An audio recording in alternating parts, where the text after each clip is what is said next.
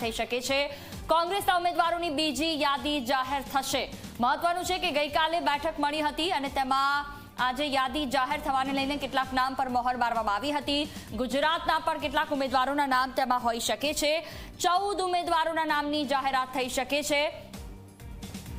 થોડી વારમાં કોંગ્રેસના ઉમેદવારોની યાદી જાહેર થશે। મહત્વનું છે કે આમ આદમી પાર્ટી અને કોંગ્રેસ જે બંને ગુજરાતની 26 લોકસભાની બેઠકો કે જેમાં 2 બેઠકો પર આમ આદમી પાર્ટી પોતાના ઉમેદવાર રાખશે અને બાકીની બેઠકો ઉપર કોંગ્રેસ પોતાના ઉમેદવાર રાખશે।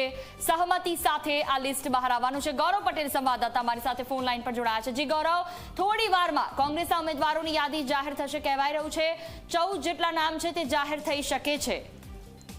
હજી વાત કરીએ તો ગઈકાલે જ કોંગ્રેસની સેન્ટ્રલ ઇલેક્શન કમિટીની બેઠક મળી હતી, જેમાં 6 રાજ્યોની 60 બેઠકો પર ચર્ચા થઈ હતી, જેમાં ગુજરાતનો સમાવેશ છે અને ગુજરાતની 14 બેઠકો પર ચર્ચા થઈ હોવાની પ્રાથમિક માહિતી મળી રહી છે। આ 14 બેઠકો એવી છે કે જે નિર્વિવાદિત છે, જેમાંથી 14 બેઠકોના નામ જાહેર થઈ શકે છે। 62 બેઠકોની જે ચર્ચા થઈ હતી તે પૈકી 40 બેઠકો પર લગભગ સંમતિ સધાઈ ચૂકી હતી। 40 બેઠકમાંથી ગુજરાતની 14 બેઠકો હોવાની શક્યતાઓ ચર્ચા રહી છે। 14 બેઠકો પૈકી કદાચ કેટલાક ઉમેદવારોના નામ જાહેર ના પણ થઈ શકે, પરંતુ 10 અથવા તેનાથી વધારે ઉમેદવારોના નામ જાહેર થવાની શક્યતા છે।